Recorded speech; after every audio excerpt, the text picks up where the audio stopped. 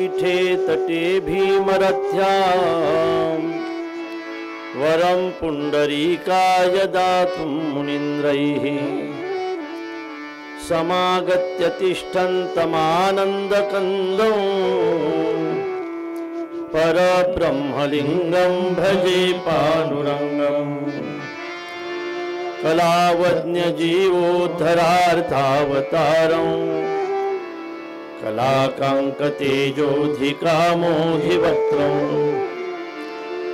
खलानेशवादापनोदार्यदक्षम् समाधिस्थमूर्तिं भजे ज्ञानदेवम् नमो सद्गुरु तुकया ज्ञानदीपा नमो सद्गुरु सच्चिदानन्दरूपा नमो सद्गुरु भक्त कल्याणमूर्ते नमो सद्गुरु भास्करा पूर्ण कीर्ति अधोराम तपोवनाधिगमनो हत्वा मृगं काञ्चनं वैदेहि हरणं जटायुमरणं सुग्रीव संभाषणम् वारी निर्दलनं समुद्रतरणं लंकापुरी दाहनं पश्चात् रावण कुंभकर्ण हननम् एतद्धि रामायणम् लोकाभिरामं रणरङ्गधीरं राजीवनेत्रं रघुवंशनाथं कारुण्यरूपं करुणाकरन्तं श्रीरामचन्द्रं शरणं प्रपद्ये।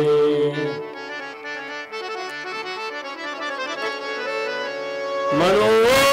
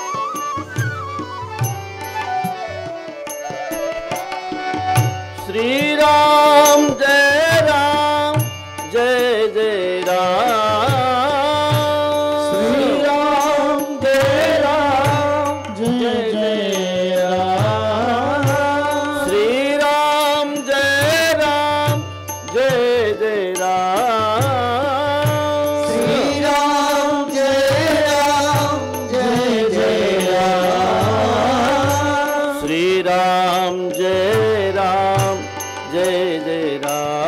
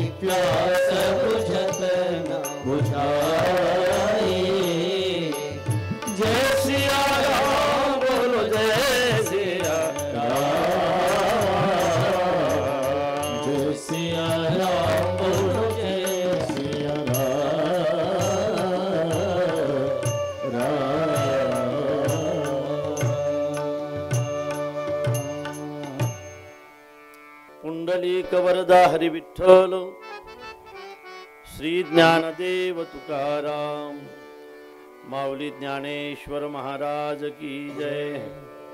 जगद्गुरु संत तुकाराम महाराज की जय। समर्थ सद्गुरु श्री गजानन महाराज की जय। सद्गुरु श्री चिन्मयानंद स्वामी महाराज की जय। सियावर रामचंद्र भगवान की जय। पवन सुत हनुमान की जय।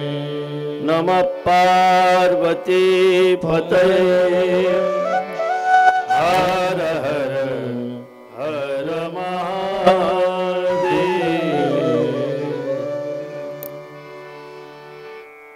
राम कथा ससे किरण समाना। राम कथा ससी किरण समाना। संत चकोर करहि जेहि पाना। संत चकोर करहि जेहि पाना। राम कथा ससी किरण समाना। राम कथा ससी किरण समाना।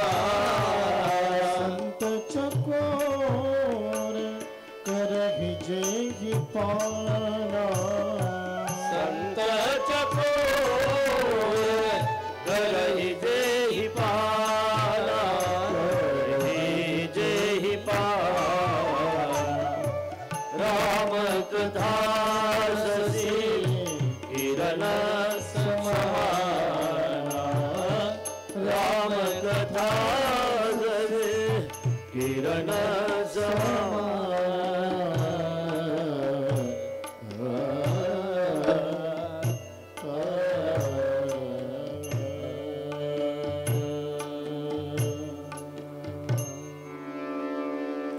तरजे बोरगाव या गावामध्ये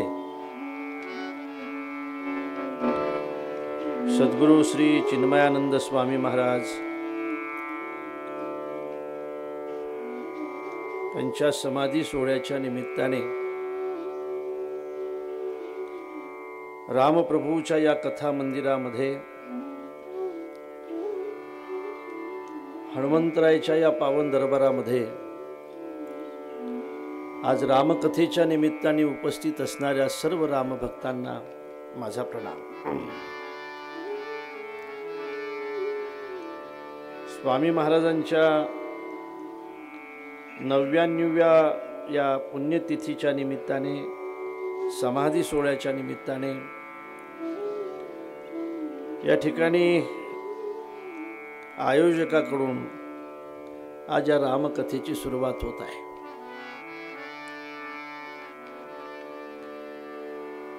हे कथारूपी वाक्पुष्प भगवत चरणी स्वामींच्या चरणी समर्पित करण्याच्या निमित्ताने आपण या ठिकाणी सगळे एकत्रित आहोत। रामप्रभूची कथा अगम्य आणि अपूर्व कथा आहे। अनेक संत महात्म्यांनी ज्या रामप्रभूच्या कथेचा विचार केला, त्या कथेचा विचार करण्याची संधी आज आपल्याला प्राप्त होते, हे आपलं परम भाग्य आहे। त्रेतायुगातील रामप्रभूच्या कथेचा आजही आपल्या जीवनाशी अत्यंत जवळचा संबंध आहे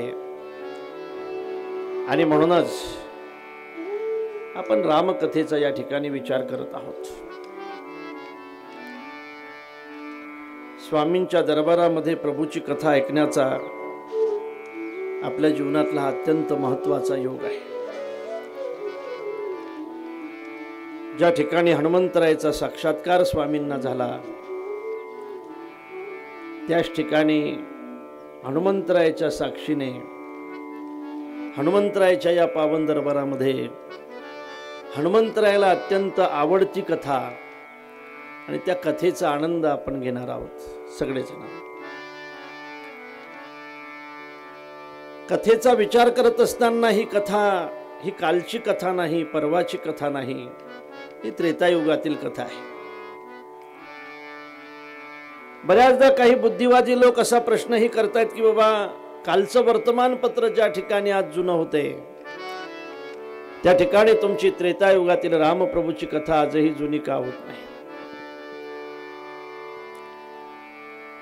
कालचं वर्तमानपत्र आज रद्दीमध्ये विकल्या जाते, कालच्या वर्तमानपत्राचा आज भजे नाही का बांधण्यासाठी त्या ठिकाणी वापर केला जातो। त्रेतायुगातील एवढी जुनी कथा आजही जुनी का होत नाही? आजही तुम्ही ती का सांगताय? सज्जनांनो, रामकथेला जर तुम्ही जुनं म्हणत असाल तर मला असं वाटतं की ते सूर्याला जुनं म्हणण्यासारखं असेल। रामकथेला जर तुम्ही जुनं म्हणत असाल तर ते गंगेला जुनं म्हणण्यासारखं असेल। रामकथेला जर तुम्ही जुनं म्हणत असाल तर ते आकाशाला जुनं म्हणण्यासारखं असेल। आकाश जसं आपल्यासाठी नित्य नूतन आहे, सूर्य जसं आपल्यासाठी नित्य नूतन आहे, गंगा जशी आपल्यासाठी नित्य नूतन आहे, तशी रामप्रभूची कथा सुद्धा आपला उद्धार करण्यासाठी नित्य नूतन आहे, नित्य नूतन आहे। काय होईल आकाश नसलं तर? तुम्ही चालूही शकणार नाही। काय होईल प्राणवायू नसला तर? तुम्ही जगू शकणार नाही।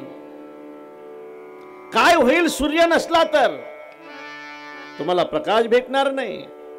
काय होईल गंगा नसली तर, पाणी नसलं तर तुम्ही शुद्ध होणार नाही। आणि काय होईल रामकथा नसली तर तुमचा उद्धार होणार नाही।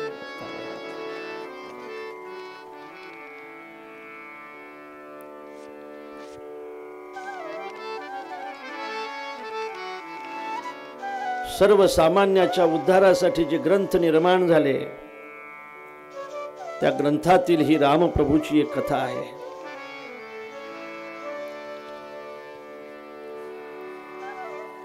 काही लोक असं म्हणतात की बाबा ही तर आम्ही ऐकलेली आहे, ही तर आम्हाला माहित आहे। हे माहित असलेलीच कथा तुम्ही सांगणार आहात ना? माहित असलेलीच कथा सांगणार आहात ना? आपण माहित आहे आम्हाला हे तुम्ही काय सांगणार आहे म्हणून। आज काय सांगणार आहे, उद्या काय सांगणार आहे, परवा काय येणार आहे, मग नंतर जन्म झाल्यानंतर मग काय होणार आहे, लग्न होणार आहे, लग्न झाल्यानंतर मग काय होणार आहे, वनवास होणार आहे, हे सगळं तर आम्हाला माहित आहे. विचारल्यानंतर तुम्ही लगेच सांगाल. माहित आहे तुम्हाला रामाचा वनवास 16 वर्षाचा होता, बरोबर आहे? 16 वर्षाचा होता ना? 12 वर्षाचा होता रामाचा वनवास. 12 वर्षाचा होता. पांडवाचं नाही विचारत मी, रामाचं विचारतो. ते पांडवाचं होतं. किती 16 वर्षाचा होता ना रामाचा वनवास? 14 वर्षाचा होता. माहित आहे तुम्हाला?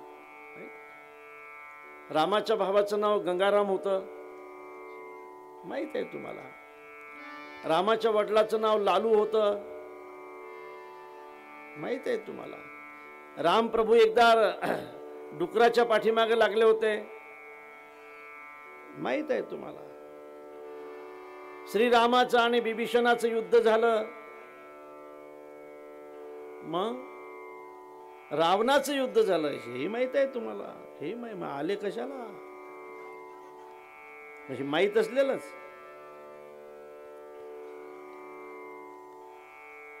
सगळी रामकथा तुम्हाला माहित आहे. अदो राम तपो वनाधिगमनम हत्वा मृगं कांचनं वैदेही हरणम जटायु मरणम सुग्रीव संभाषणं वाली निर्दलनम समुद्र तरणम लंकापुरी दाहन पश्चात रावण कुंभकर्ण हननम एतद्धि रामायणम. झालं रामायण.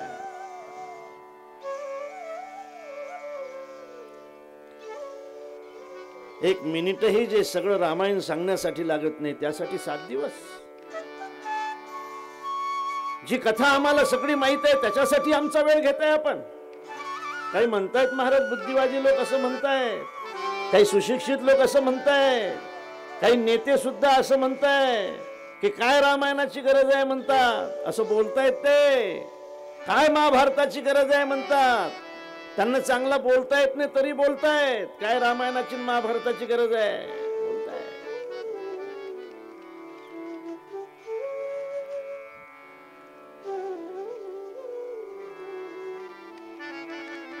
पुन्हा पुन्हा कशाला ऐकायची? ऐकली एकदा, माहित आहे आम्हाला. मुखपुष्ट पाहिलं तरी आम्ही समजून घेतोय रामायण आहे, चित्र पाहिलं तरी आम्ही समजून घेतोय रामाचं चित्र आहे. मग कशासाठी पुन्हा पुन्हा ऐकायची आहे ही कथा? असं जर तुम्ही विचारत असाल तर त्याचं उत्तर हे आहे. मी आपल्याला विचारतो की तुम्ही आठवड्यातून एकदाच जेवण करताय ना?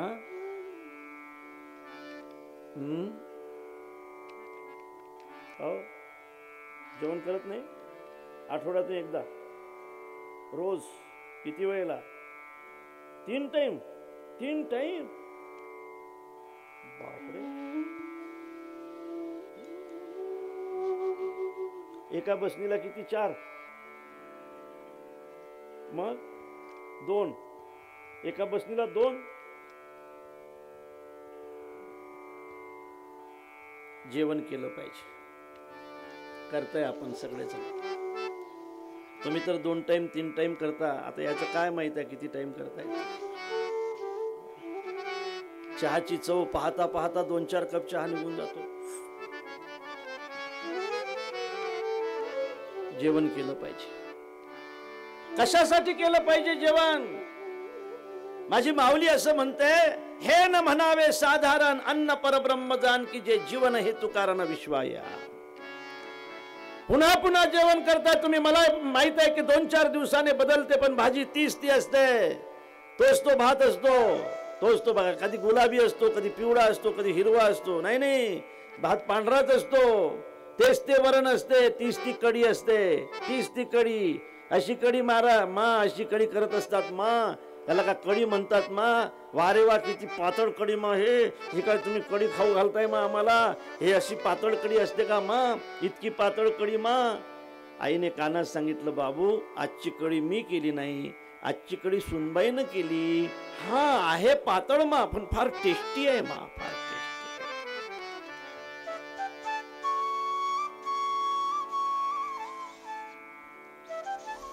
बरोबर आहे ना? असंच आहे. तेच ते जेवण करताय दादा, तुम्ही कशासाठी करताय?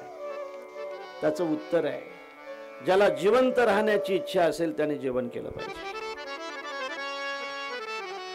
ज्याला जिवंत राहण्याची इच्छा असेल त्याने जेवण केलं पाहिजे. ज्याला चांगलं जगायची इच्छा असेल त्याने पुन्हा पुन्हा राम प्रभूची कथा ऐकली पाहिजे. पुनी पुनी कीर्तनी हो सुनी सुनाई, पुनी पुनी कीर्तनी हो सुनी सुनाई. पुनी पुनी कीर्तनी हो सुनी सुनाई, पुनी पुनी कीर्तनी हो सुनी सुनाई. हिया की प्यास बुझत न बुझाए. पुनी पुनी कीर्तनी हो सुनी सुनाई, ही की प्यास बुझत न बुझाई. पुन्हा पुन्हा पुन्हा पुन्हा पुन्हा पुन्हा ऐकल्यानंतर सुद्धा जी पुन्हा पुन्हा ऐका वाटते ती रामकथा आहे.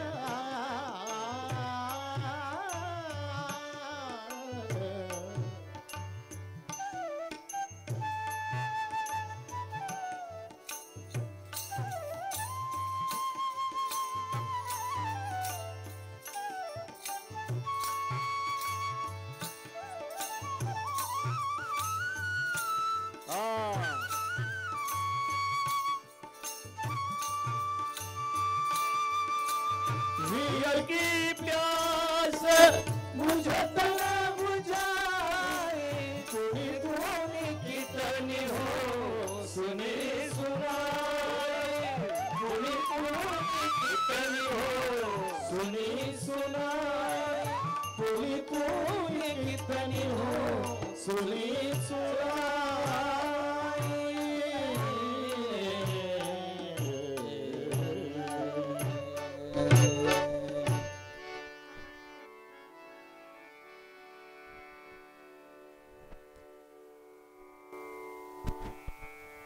ही रामकथा पुन्हा पुन्हा ऐकली पाहिजे. एकदा तर रामप्रभूला हनुमानजीला विचारलं, हनुमानजी आपल्याला वैकुंठात जायचं आहे, अयोध्येला वैकुंठामध्ये न्यायचं आहे. अयोध्येला वैकुंठामध्ये नेण्यासाठी अयोध्येमध्ये त्या हनुमान टेकडीवर विमान उतरलं. या विमानामध्ये पहिल्याने बसण्याचा अधिकार कोणाचा? मग हनुमानजीला बोलावलं. हनुमानजीला रामप्रभू म्हणतायत की हनुमानजी, या विमानामध्ये पहिल्याने बसण्याचा अधिकार तुमचा आहे.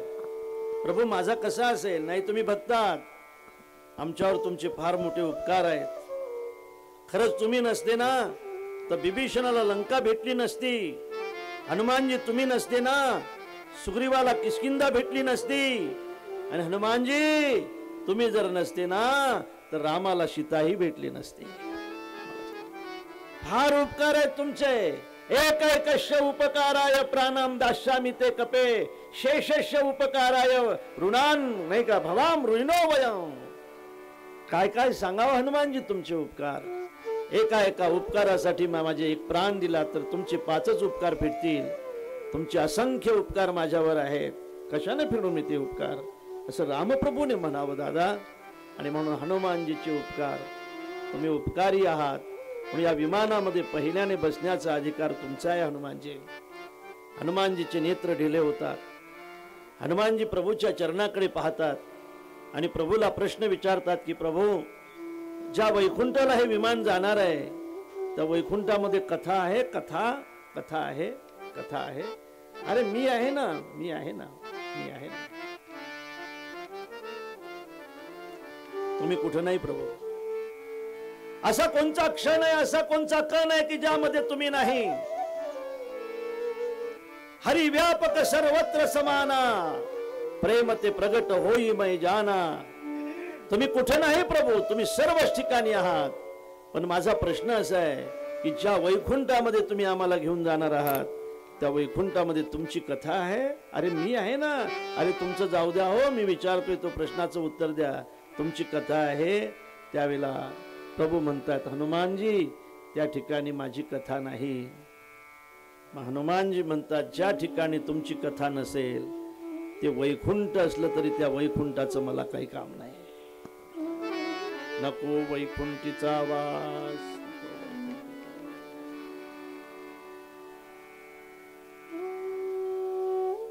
राम प्रभूने जसं विमान आणलं होतं अयोध्येला वर नेण्यासाठी तसं माझ्या स्वामींनी सुद्धा विमान आणलं होतं दोघांना वर नेण्यासाठी. काय त्याचं नाव? एक राम आहे आणि दुल्ला दुल्ला एक दुल्ला आणि राम. वैकुंठातून स्वर्गातून सगळं दाखवून शेवटी दुल्ला आणि रामाला सुद्धा तिथं नाही राहवलं. त्यांना या ठिकाणी रामायण ऐकण्याची इच्छा झाली आणि पुन्हा अरे आम्ही ऐकून होतो दादा की तुकोबाराय वैकुंठामध्ये गेले हे तर आहेच आहे. विमान आला आणि वैकुंठाला गेले. माझ्या प्रभूने सुद्धा सगळी अयोध्या वैकुंठाला नेली. पण मला असं वाटतं की ज्यांच्या दरबारामध्ये आम्ही ही रामकथा करतो स्वामींनी सुद्धा नाही का दुल्ला आणि राम या दोघांना वैकुंठामध्ये नेलंय.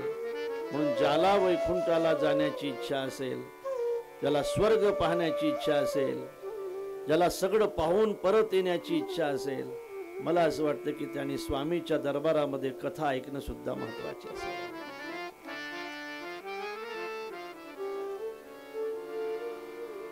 अरे भेद वगैरे साधूच्या जीवनात नसतो लेख हो. भेद नसतो तिथं. भेद आपण आणलाय. भेदाने आपण राहतो आणि भेदाने राहतो म्हणून तर दुःख भोगतोय ना. म्हणून दुःख भोगतोय. द्वितीयात भयम भवती म्हणतायत ना. तुझे जव जव घडे तव संसार भय जोडे. साधूच्या जीवनामध्ये भय भेद नसतो. भेद नसतो. अग्नीस अग्नीमध्ये कसा भेद करेल, पाणीच पाण्यामध्ये कसा भेद करेल, लाकडच लाकडामध्ये कसा भेद करेल, तसं ब्रह्मच ब्रह्मामध्ये कसा भेद करेल. आणि भेद नसलेले साधू असतात. त्यांना फक्त शरण जा. तुम्ही दुल्ला असा वा राम असा, ते तुमचा उद्धार केल्याशिवाय राहणार नाही. लक्षात ठेवा.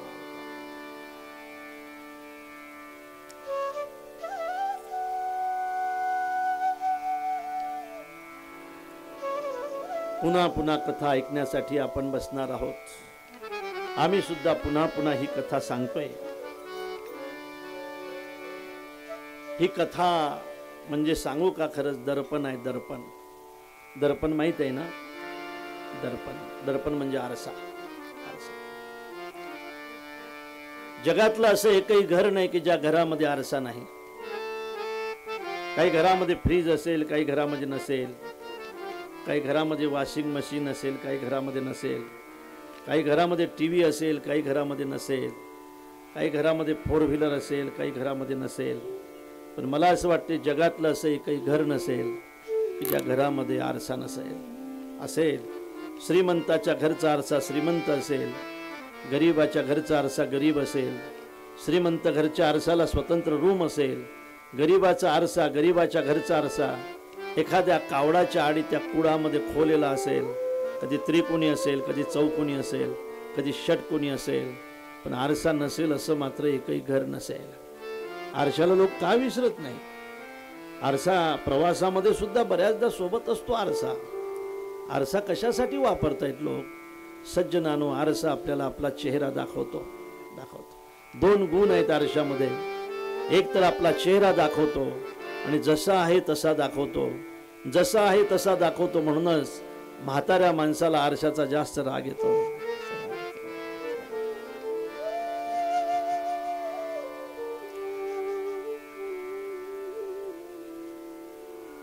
आरसा पाहायला पाहिजे. आपण नेहमी दुसऱ्याला पाहतो म्हणून दुसऱ्याच्या डोळ्यातलं कुसळ दिसते आपल्याला. आपण आपल्याला पाहत नाही म्हणून आपल्या डोळ्यातलं मुसळ दिसत नाही आपल्याला. आपल्याही डोळ्यातलं मुसळ दिसण्यासाठी आपल्याला आरसा पाहावा लागेल. आपण आरसा पाहतो. आपला चेहरा दिसण्यासाठी जसा आरसा महत्वाचा आहे, ऐकलं ना, आपला चेहरा तपासण्यासाठी जसा आरसा महत्वाचा आहे, तसं आपलं जीवन तपासण्यासाठी सुद्धा रामकथा पुन्हा पुन्हा ऐकणं महत्वाची आहे.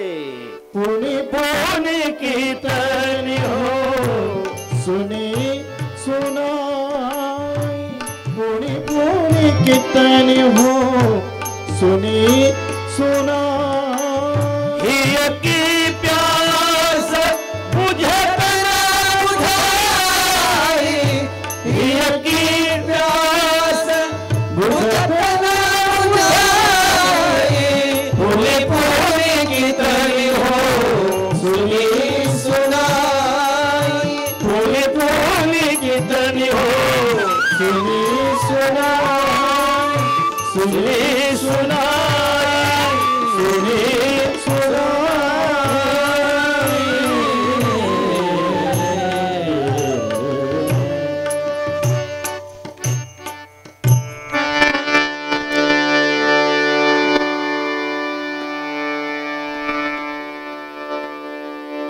रामकथा ही मंदिरातील देवतेची कथा नसून आज भाव पाहणार आहोत, आपण नमन पाहणार आहोत. ही रामकथा मंदिरातील देवतेची कथा नसून रामकथा प्रत्येक घराला मंदिर बनवणारी कथा आहे. खरं सांगू का, रामकथा ही मंडपातली कथा नाही, रामकथा ही मंदिरातली कथा नाही, रामकथा ही प्रत्येक घरातली कथा आहे. मंडपामध्ये आली कशी?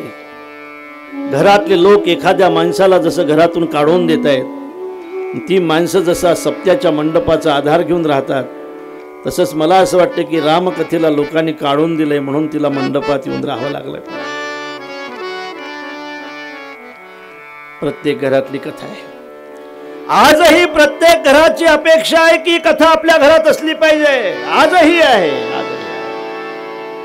विचारा तुम्ही एखाद्या भावाला तुमचा भाऊ कसा असला पाहिजे. आजही भाऊ म्हणतो की तो माझा भाऊ रामासारखा असला पाहिजे. विचारा एखाद्या बापाला तुम्ही मुलगा कसा असला पाहिजे. तो बाप म्हणेल की मुलगा रामासारखाच असला पाहिजे. विचारा विचारा एखाद्या प्रजेला तुम्ही तुमचा राजा कसा असला पाहिजे. ती प्रजा सांगेल की आमचा राजा रामासारखा असला पाहिजे. विचारा एखाद्या मित्राला मित्र कसा असला पाहिजे. तोही सांगेल की रामासारखा असला पाहिजे. विचारा एखाद्या शत्रूला शत्रू कसा असला पाहिजे. तोही म्हणेल की रामासारखा असला पाहिजे.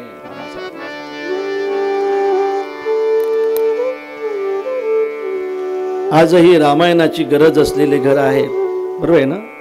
असं वाटतंय तुम्हाला की घरात महाभारत असलं पाहिजे, असलं पाहिजे? नाही वाटत. असं वाटतंय तुम्हाला महाभारत असलं पाहिजे. दोघाही भावाने आपल्या देखत इस्टेटसाठी भांडलं पाहिजे असं वाटतंय तुम्हाला? वाटतंय? बांधासाठी भांडलं पाहिजे असं जर तुम्हाला वाटत नसेल तर मला असं वाटते आजही प्रत्येक घराला फक्त रामकथेची गरज असेल.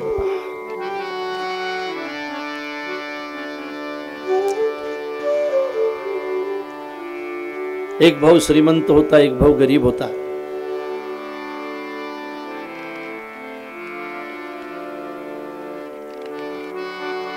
धाकटा श्रीमंत होता, थोरला गरीब होता. धाकटा एचडी होता, लाल दिव्याच्या गाडीमध्ये फिरत होता. फार मोठा बंगला, फार मोठं वजन होतं त्याचं समाजामध्ये, फार मोठा पैसा त्याला भेटत होता. बिचारा जो खेड्यात राहत होता तो गरीब होता. एक दिवस आपल्या भावाकडे गेला. प्रसंग आहे मी पाहिलेला. मीही त्या कार्यालयामध्ये बसलेला होतो, त्याच्या जवळ होतो बेंचवर. तो बिचारा थोरला भाऊ त्या समोरच्या चटईवर बसलेला होता. तो थोरला भाऊ आपल्या धाकट्या भावाला म्हणत होता, दादा खरंच तुझ्या नावाने आम्ही ओळखला जातोय रे. लग्न प्रसंगात ज्यावेळेला लोक विचारतात की का हो तुमचा काय परिचय, आम्ही तुझ्या नावाने आमचा परिचय देतो की आमचा भाऊ आहे तो लाल दिव्याच्या गाडीत फिरतो ना, तो आमचा भाऊ आहे. हा आमचा आहे. हा धाकटा आहे, मी थोरला आहे, शिक्षण केलंय आम्ही त्याचं आणि शिकलाय. एचडी आहे माझा भाऊ, पहा किती श्रीमंत आहे. तुमचा भाऊ म्हणून आश्चर्याने लोक माझ्याकडे पाहतायत. मला शपथ घ्यावं लागते बऱ्याचदा की देवाची शपथ घेऊन सांगतो की तू माझा भाऊ आहे. तुझं नाव ऐकलं की आमचं अंतकरण फार मोठं होतं गड्या.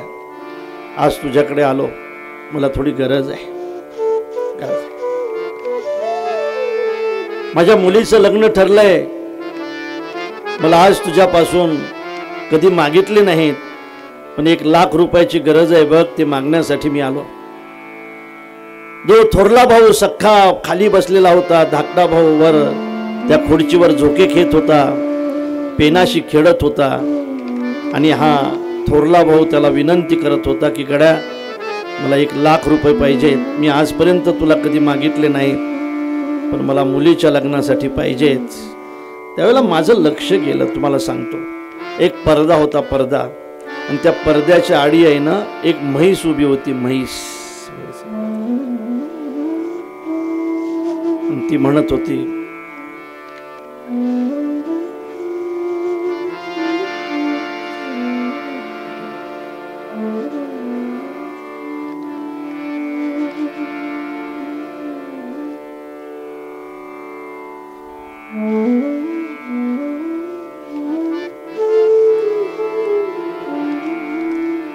हा बैल होता.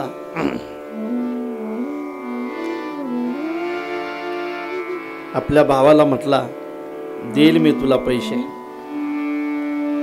पण दुसऱ्याकडून 5 रुपये शेकड्याने घेतो, तुला किमान 3 रुपये शेकड्याने तरी मला व्याज द्यावं लागेल. माझ्या जवळचं जे 2 एकराचं तुकडं आहे तुझं, त्याचा कागद करून द्यावं लागेल. असंच असावं वाटते ना तुम्हाला घरात? अरे मी तुम्हाला विचारतो, असंच असं वाटते ना घरात तुम्हाला?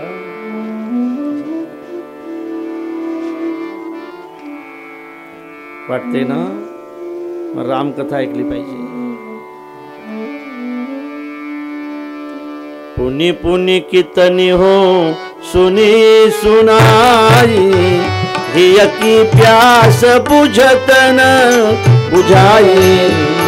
पुनी कितनी हो सुनी सुनाई, हिय की प्यास बुझत न बुझाई. सीताराम चरित अति पावन, मधुर सरस परमित मन भावन. पुनि पुनि कितनी हो सुनी सुनाई, हिय की प्यास बुझत न बुझाई.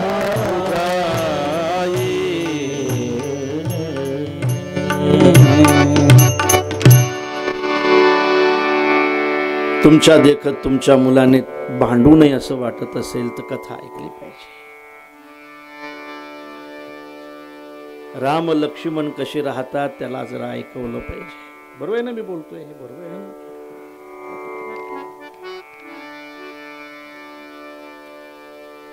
एक भाऊ गरीब होता, एक जरा नोकरीवर लागलेला होता. नोकरीवर लागलेल्या भावाने एक अल्टो गाडी विकत घेतली होती. गरीब होता, त्याच्या एका घराची पडदी पडलेली होती, 5-7-10 पत्रे त्याच्या घरावर होते. 2 ओटे होते त्याच्या घराच्या समोर, शेणाने सारवलेले होते. अंगणामध्ये सडा टाकलेला होता.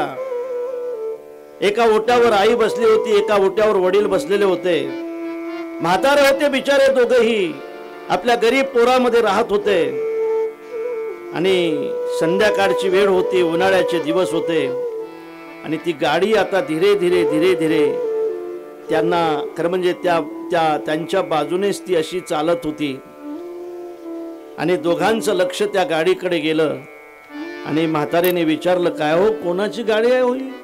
जरा आपल्याकडेच येताना दिसते बाई, आपल्या घरी तर कधी सायकलही आली नाही, कोणाची गाडी आहे बाई? हे कोण असेल बाबा हा साहेब?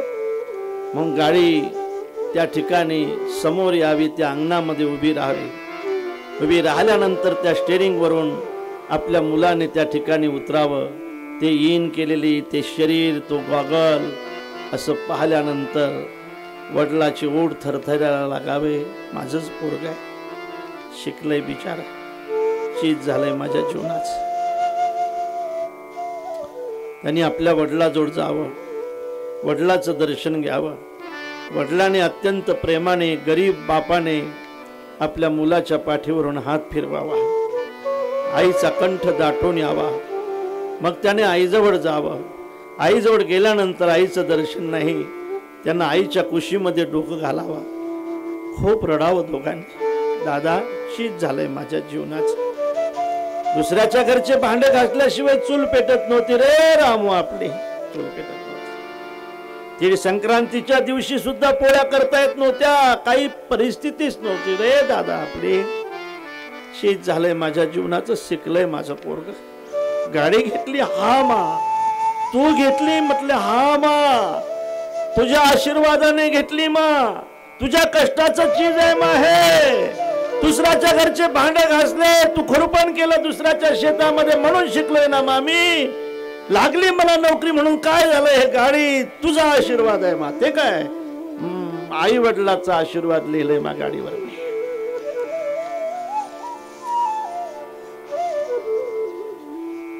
दोघांनी रडावं, जुने प्रसंग त्यांना आठवावेत. आईने बस खूप प्रेमाने त्याच्या पाठीवरून डोक्यावरून हात फिरवावा. तेवढ्यात त्याच्या गरीब भावाची मुलं घरातून पडत यावे. काका आले, काका आले, काका आले, काका आले म्हणून उड्या मारत त्यांनी यावं. काकाने आपल्याला सावरून घ्यावं आणि मग काकाने डिक्की जवळ जावं आणि त्या ठिकाणी त्या लपालप भरलेल्या पिशव्या त्या डिक्कीतून काढाव्यात. एका मुलाच्या हाती पेरू द्यावा, एका मुलाच्या हाती शेप द्यावा. मग ते लहान आहे ना, लहान एकदम लहान, दिगांबर अवस्था, एकदम केस पिंजारलेले, आंघोळ केलेली नाही, असं गरीब भावाचं पोरग बाहेर पडत यावं आणि काका काका म्हणून काकाच्या पायाला घट्ट मिठी मारावी त्या गरीब भावाच्या गरीब पोराने. काकाने, श्रीमंत काकाने त्या पोराला उचलून घ्यावं आणि पटापट त्याचे मुके घ्यावे. मला सांगा दादांनो, यापेक्षा मायबापाच्या जीवनातला दुसरा कोणचा आनंद आहे?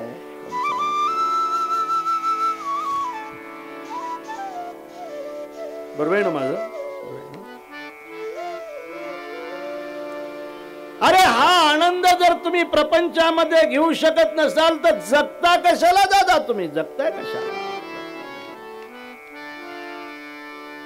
मारा गोळी त्या गरीबीला आणि श्रीमंतीला, ते येत राहील आणि जात राहील. सूर्य फिरा की वृक्षाची सावली बदलत असते, प्रारब्ध असेल तसं जगता येईल. काय खुश राहिलं पाहिजे गरिबीमध्ये आणि श्रीमंतीमध्ये सुद्धा जमीनवर राहिलं पाहिजे. घरातला समन्वय टिकून राहिला पाहिजे आणि तो घरातला समन्वय अखंड टिकून राहावा असं वाटत असेल तर मला सांगू द्या, तुम्ही एकदा नाही पुन्हा पुन्हा कथा ऐकली पाहिजे. पुणे पुणे कीर्तनी हो सुनी सुनाई, पुणे पुणे कीर्तनी हो सुनी सुनाई, पुणे पुणे कीर्तनी हो सुनी सुनाई, पुणे पुणे कीर्तनी हो सुनी सुनाई.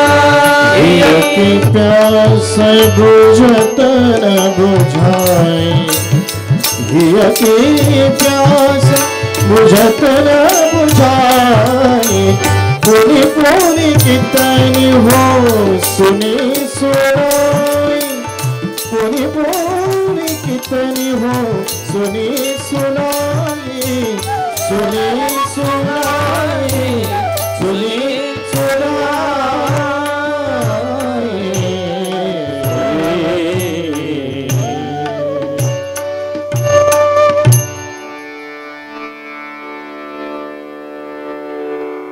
म्हणून ऐकली पाहिजे. गड्या देवाची म्हणून नाही, आपली म्हणून ऐकली पाहिजे, आपल्यासाठी ऐकली पाहिजे. मला नेहमी असं वाटतंय कथा काहीतरी घेऊन उठली पाहिजे महाराज. कथेतून काहीतरी भेटलं पाहिजे. कथा तर माहीतच आहे, खाली पडलेलं शेण जर माती घेऊन उठत असेल तर कथा सुद्धा काहीतरी घेऊन उठली पाहिजे ना.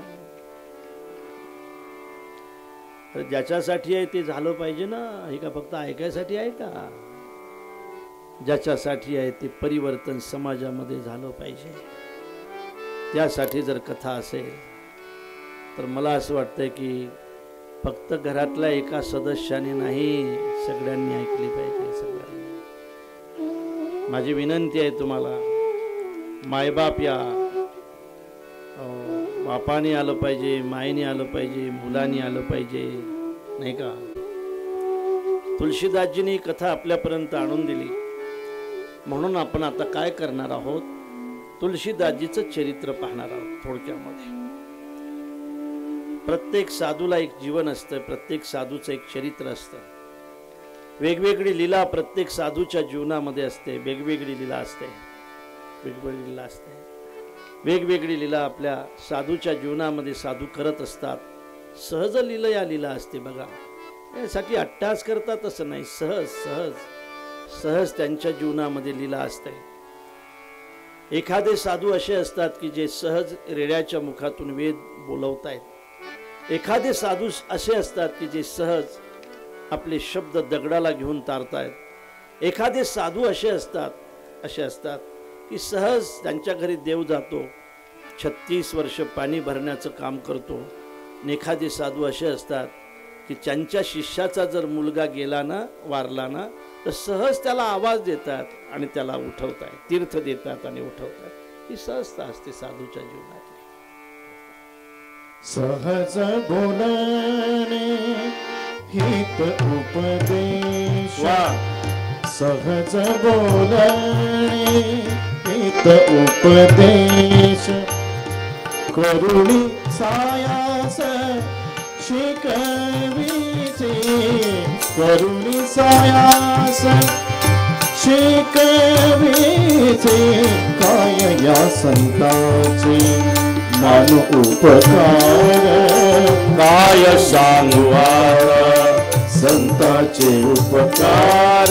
मज निरंतर, मज निरंतर, मज निरंतर जागविते, काय मानू सांगता संताचे उपकार, काय सांगू आता संताचे उपकार, काय सांगू आता.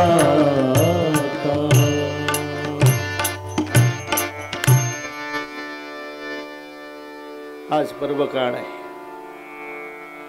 आज तीळ संक्रांती आहे, नाही का? आहे ना, तीळ संक्रांती ना. असं तिळगुळ वाटण्याची पद्धत आहे आणि म्हणण्याची सुद्धा पद्धत आहे. तिळगुळ घ्या आणि गोड गोड बोला, तिळगुळ घ्या आणि गोड गोड बोला. म्हणजे सगळ्यांना तिळगुळ वाटणारी बिचारी सून सासूला का तिळगुळ देत नाही मला माहित नाही.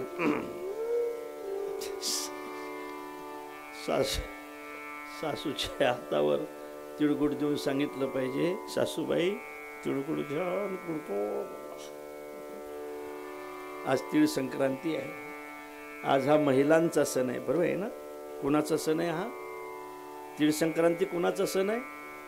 तर तुम्हाला विचारतो मी, तीळ संक्रांती कुणाचा सण आहे? महिलांचा. जरा मोठ्याने सांगा, मोठ्याने सांगा. तीळ संक्रांती हा कुणाचा सण आहे? हा, महिलांचा. दिवाळी हा सण कुणाचा आहे? महिलांचाच आहे ना. दिवाळीच्या सणा लेकी असावली, म्हणजे मुली दिवाळीला जातात का नाही, दिवाळी हा सण सुद्धा महिलांचाच आहे. दिवाळी हा सण कुणाचा? महिलांचा. असं अरे जरा मोठ्याने बोला, भांडणात कसे दात खाऊन शिवाय देता तुम्ही, जरा बोला ना. दिवाळी हा सण कोणाचा? महिलांचा. तीळ संक्रांती हा सण कोणाचा? आणि पोळा हा सण कोणाचा? महिलांचा.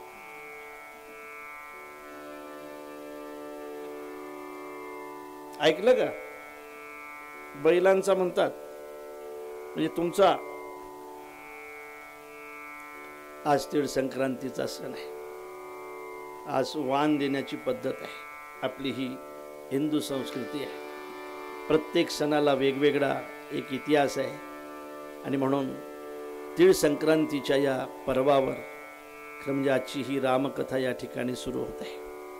तीळ संक्रांतीचं पर्व असं असते की या दिवशी दान देणं सुद्धा फार महत्त्वाचं असते. आणि म्हणून खरं म्हणजे आजच्या या पर्वावर ही कथा आपण ऐकत आहात. आणि आज कथेच्या पहिल्या दिवशी एक वेगवेगळं जीवन असते साधूचं, वेगवेगळी लीला असते. तशीच माझ्या तुळशीदासजीची सुद्धा एक वेगळी लीला आहे, त्याच्याबद्दल आपण विचार करणार आहोत. तुळशीदासजीचा जन्म होतो. त्यांच्या वडिलाचं नाव आत्माराम आहे, त्यांच्या आईचं नाव हुलशी आहे. जन्मताच तुळशीदासजीच्या जीवनामध्ये 2 अघटित घटना आहेत. एक घटना अशी आहे की तुळशीदासजी ज्यावेळेला जन्माला येतात त्यावेळेला दात घेऊन जन्माला येतात, ही घटना आहे. दुसरी घटना अशी आहे की तुळशीदासजी जन्माला येतात त्यावेळेला रडत नाहीत. जन्मता मुलं रडत असतात, केव्हा मी तुला म्हटलं होतं की मी रामकथा ऐकील म्हणून, केव्हा असं नाही का, कहा. आता जरा रडण्यात फरक झाला. चहा मागतात पोरं, रडत नाहीत. मग काय करतात, प्रभूचं भजन करताय. श्रीराम जय राम जय जय राम, श्रीराम जय राम जय जय राम, श्रीराम जय राम जय जय राम. जन्मता असा मुलगा बोलतो. मूळ नक्षत्रावर जन्माला आलाय म्हणून वडिलाला याच्यापासून धोका आहे. आत्मारामजी तपश्चर्या करण्यासाठी निघून जातात. आई सांभाळ करते आपल्या मुलाचा. तुळशीदासजी 5 वर्षाचे होतात आणि आईचा सुद्धा देहांत होतो. तुळशीदासजी अनाथ होतात, दारोदार फिरतात, कुराण मागतात, एका मंदिरामध्ये येऊन थांबतात. असे जे गुरुजी त्या ठिकाणी येत आहेत, मुक्कामाला येत आहेत, वस्तीला येत आहेत आणि विचारतात, काय रे बाबा तू कोण आहेस? म्हणजे बाबा तुम्हाला काय करायचं आहे? अरे पण राजा तुझं गाव कोणचं आहे? गरीबाला कसलं गाव बाबा? अरे तुझं घर कुठं आहे? गरीबाला कसलं घर बाबा? तुझे आई वडील कुठे आहेत? गरीबाला कसले आई वडील बाबा? तुझं नाव काय? गरीबाला कसलं नाव बाबा? गरीबाने किती काम केलं तरी लोक त्याचं नाव घेत नसतात बाबा, गरीबाला कसलं नाव बाबा?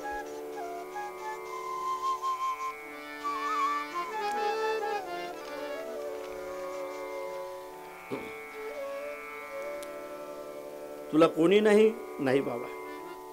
चालशील माझ्यासोबत? येईल बाबा. तुळशीदासजी गुरुजीच्या सोबत जातात. तुळशीदासजी अल्पकालामध्ये न्यायाचा, वेदांताचा, व्याकरणाचा अभ्यास करतात. तुळशीदासजी आता मोठे होतात आणि तुळशीदासजी गुरुजीच्या आज्ञेने आता ग्रस्त आश्रमामध्ये प्रवेश करतात. लग्न होतं त्यांचं. त्यांच्या सौभाग्यवतीचं नाव आहे रत्नावली. आवाज मोकळा कर. रत्नावली अत्यंत सुंदर, रत्नावली अत्यंत स्वरूपवान आहे. रत्नावलीवर तुळशीदासजी अत्यंत आसक्त आहेत. ऐका, रत्नावली एकदा तिच्या माहेरला जाते. तुळशीदासजी सुद्धा तिच्या माहेरला जाण्यासाठी निघतात. धो धो पाऊस पडतो. नदी दुथडा भरून चाललेली आहे. कसं जाणार पलीकडच्या काठावर म्हणून विचार करतात. काहीतरी वाहत येताना दिसते, त्याचा आधार घेतात आणि पलीकडच्या काठावर जातात. वर राहते रत्नावली, आता वर कसं जाणार? काहीतरी दोरासारखं दिसते, त्याचा आधार घेतात आणि वर जातात. अपरात्री रत्नावलीला उठवतात. रत्नावली पाहते, आपलं सौभाग्य आहे, दर्शन घेते आणि विचारते की प्रभू तुम्ही कसा आला त्या ठिकाणी? कसा आला? तसं म्हटल्यानंतर तुळशीदासजी रत्नावलीला म्हणतात, अरे वा रे वा, नदी दुथडा भरून चाललेली आहे, तुम्ही आलात कसा? अरे म्हटलं तूच तर माझ्यासाठी नाव पाठवली ना. मी कुठं नाव पाठवली प्रभू? कुठं आहे ती नाव? जाऊन पाहतात तर ती नाव नाही, एक मेलेला माणूस आहे, प्रेत आहे, प्रेत. प्रेतावर बसून अलीकडच्या काठावर येतात. मालक वर कसा आलात तुम्ही? अरे वा रे वा, तूच तर माझ्यासाठी दोर टाकलाय ना. पाहतात तर तो दोर नाही, एक विषारी नाग आहे. एक चरित्र आहे बरं का, चरित्र आहे. साधूचं चरित्र कधी अन्वयाने तर कधी व्यतिरेकाने घ्यायचं असते.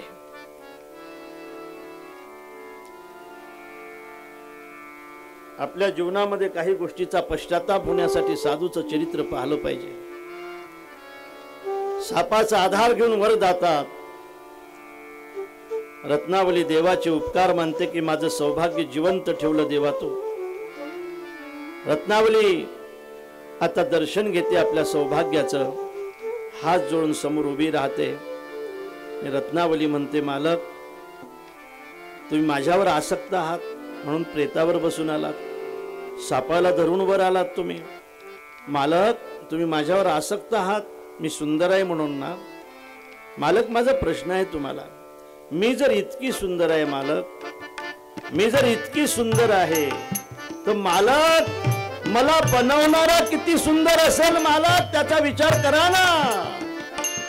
अधरं मधुरं वदनं मधुरं नयनं मधुरं हसितं मधुरं हृदयं मधुरं गमनं मधुरं मधुराधिपते रखिलं मधुरं वचनं मधुरं चरितं मधुरं वसनं मधुरं वनितं मधुरं चरितं मधुरं भ्रमितं मधुरं मधुराधिपते रखिलं मधुरं अधरं मधुरं वदनं मधुरं नयनं मधुरं हसितं मधुरं नयनं मधुरं हसितं मधुरं.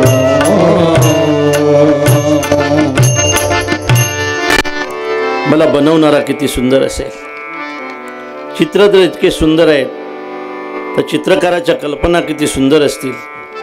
अलंकार जर इतके सुंदर आहेत, ज्याला बनवणाराच्या कल्पना किती सुंदर असतील. घड जर इतका सुंदर आहे, त्याला बनवणारा किती सुंदर असेल. मी असं म्हणेल की खरं म्हणजे तुम्ही थंडगार पाणी पाजणाऱ्याचे जर उपकार मानत असाल तर ज्याने घड बनवला त्याचे सुद्धा उपकार मानले पाहिजेत. तुम्ही सोन्याचे जर उपकार मानत असाल तर ज्याने सोन्याचे अलंकार बनवले त्याचे सुद्धा उपकार मानले पाहिजेत. तुम्ही तुमच्यावर थोडेफार उपकार करणाऱ्याचे जर तुम्ही उपकार मानत असाल तर मला असं वाटतं की ज्याने हा नरदेह दिला त्याचे सुद्धा उपकार मानले पाहिजेत. सासऱ्याने अंगठी दिली म्हणून जर दाखवत असेल लेका, तर ज्या सासऱ्याने तुला बोट दिलं त्याचे सुद्धा उपकार मानले पाहिजेत ना. नथ देणाऱ्याचे जर उपकार मानत असेल तर ज्या मालकाने तुला नथ घालण्यासाठी नाक दिलं त्याचे सुद्धा उपकार मानले पाहिजेत ना, मानले पाहिजेत ना.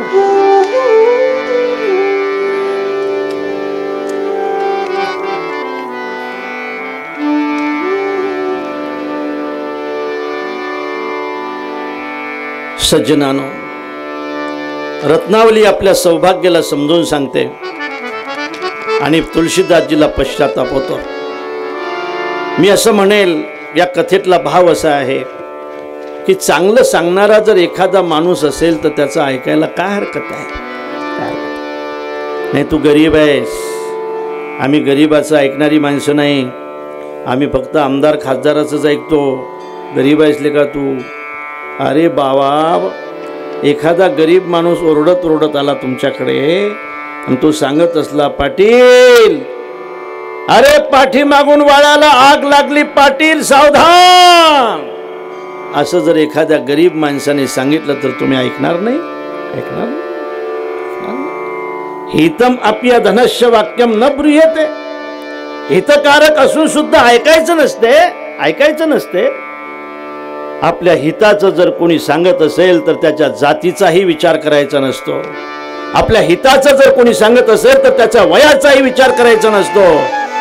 आपल्या हिताचं जर कोणी सांगत असेल तर त्याच्या प्रदेशाचाही विचार करायचा नसतो. फक्त त्याच्या सांगण्याचा विचार करणं महत्त्वाचं आहे. उपदेश भरता हाती, उपदेश भरता हाती, भावा चित्ती धरावा, भाला चित्ती धरावा, नाही जाऊ पात्रावरी, नाही जाऊ पात्रावरी, नाही जाऊ पात्रावरी, पात्रावरी, पात्रावरी.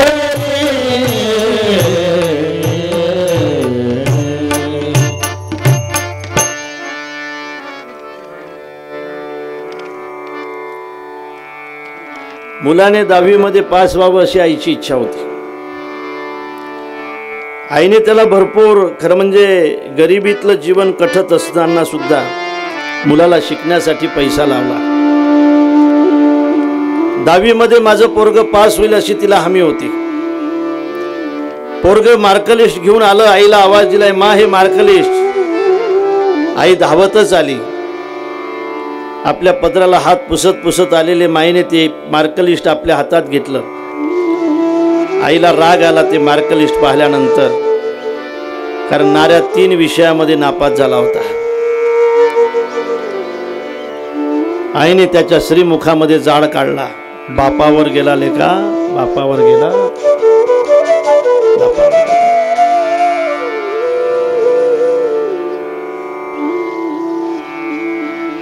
मारले त्याला. आजकालचे पोरं रागीट आहेत. माईच्या मारण्याचा राग मानून ते निघून गेलं. 1 वर्ष झालं, 2 वर्ष झाले, 3 वर्ष झाले, 4 वर्ष झाले, पोरग घरी यायला तयार नाही. आई रोज गणपतीला, विठोबाला, खंडोबाला पाण्यामध्ये घालून नवस करत होते. देवाराच्या समोर सारखी रडत होती. कधी कधी तर अनुचित विचार आल्यानंतर हंबरडाई फोडत होते की देवा असं नाही रे बाबा, माझं पोरग माझ्याशी नाही बोललं तरी चालेल, पण ज्या ठिकाणी असेल त्या ठिकाणी ते सुखाने असलं पाहिजे. ऐकाकडे मी कशासाठी सांगतोय ते भाव लक्षात घ्या. एक दिवस देवाराच्या समोर बसलेली असताना बाहेरून एका भिकाऱ्याचा आवाज आलाय, ताई भिक्षा वाढ, ताई भिक्षा वाढ. ताई म्हटल्यानंतर ताई आपल्या दुर्डीजवळ गेली. एक कोरभर भाकरी तिने हातात घेतली. दुसऱ्याच्या दुःखामध्ये सहभागी होण्याचा योग तुमच्या जीवनामध्ये यावा असं वाटत असेल तर तुम्ही सुद्धा कधी कधी दुःख उपभोगलं पाहिजे. लक्षात ठेवा, ज्या लोकांना दुःख माहीतच नाही ते बऱ्याचदा दुसऱ्याच्या दुःखामध्ये सहभागी होत नाही, त्यांना कळत नाही दुःख काय म्हणून. हे कोरभर भाकर घेऊन बाहेर गेली. त्या भिकाऱ्याने आपली जोडी समोर केली आणि भाकरी वाढत असताना भिकाऱ्याचं लक्ष ताईच्या चेहऱ्याकडे गेलं. ताईचे नेत्र पाजरत होते. भिकाऱ्याने आपली जोडी आवरून घेतली. भिकारी म्हटला की नको ताई तुझं दान मला. कोरभर भाकरी वाढते आणि रडत रडत वाढते. आम्हाला अनेक घरं असतात. आम्हाला भाकरी वाढण्यासाठी जर घरून तुला काही त्रास होत असेल तर कशाला वाढतो भाकरी, आम्ही पुढच्या घरी जाऊ, येतोय ताई असं म्हणून भिकारी निघाला. ताईचा कंठ दाटून आला आणि ताईने आवाज दिला, दादा ए दादा. दादा म्हटल्यानंतर भिकारी थबकला. तुला भीक वाढायसाठी रडत नाही रे दादा मी. दादा म्हटल्यानंतर भिकाऱ्याने वळून पाहिलं. ताईचा कंठ दाटून आलेला होता. दादा म्हटल्यानंतर तर भिकाऱ्याला सुद्धा खूप समाधान वाटलं. भिकाऱ्याचे नेत्र सुद्धा दिले झाले. भिकारी म्हटला, ताई आजपर्यंत भीक वाढणारे खूप भेटले, पण दादा म्हणणारे फक्त तू भेटली. का रडते ताई? पोरग गेलं रे निघून. 10वी मध्ये नापास झालं होतं म्हणून एवढी चूक झाली माझी की मी त्याला एक थापड मारली. आईला अधिकार असतो ना रे मारायचा. पोराला राग आला माझा, गेलं निघून. 4 वर्ष झाले रे दादा, 4 वर्ष झाले. मी माय आहे त्याची, माय आहे मी त्याची. काय वाटत असेल मला, काय वाटत असेल लेका. माय असते, माय का आजी असते लेका, माय का आत्या असते, माय फक्त माय असते.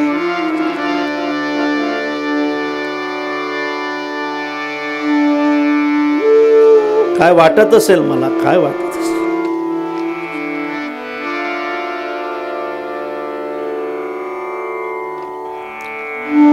कसा होता ताई तुझं पोरग?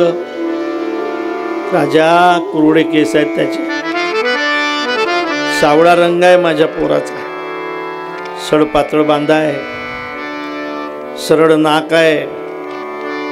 ताई त्याच्या डाव्या गालावर थोडा मोस आहे का? म्हटले हा दादा, हा बस ओळखलंय तू, ओळखलंय. चिंता करू नको ताई, तो जसा तुझा मुलगा आहे, तू दादा म्हटलंय ना मला, तो माझा भाचा आहे. मी फिरणारा माणूस आहे, त्याला घरी आणून देण्याची जबाबदारी आता माझी आहे. ऐकणार नाही तुम्ही? ऐकणार नाही? नाही नाही, तू भिकारी आहेस. भिकाऱ्याचं आम्ही ऐकत नाही. आम्ही नसतो भिकाऱ्याचं ऐकत. आम्ही फक्त आमच्या जातीचा महाराज असला तरच ऐकतो.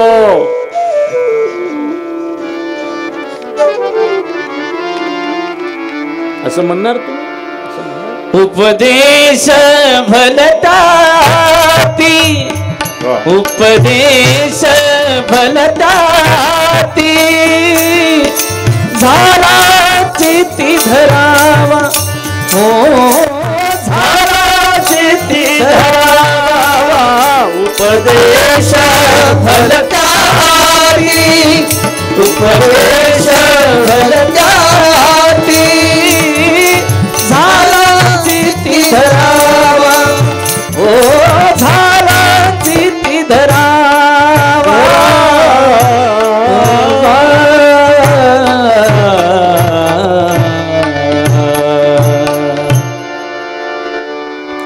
असं म्हणणार तुम्ही? गरीब आहे तू, पुण्या भागातला आला आणि चाललाय आपला गावची ना शिवचा आणि आम्हाला सांगतो, असं म्हणणार तुम्ही? तुमच्या मुलाची शुद्धी वार्ता जर एखादा भिकारी सांगत असेल तर त्याचं जसं प्रेमाने ऐकलं पाहिजे ना, तसं जो चांगलं सांगत असेल तो कुठलाही असला तरी त्याचं प्रेमाने ऐकलं पाहिजे.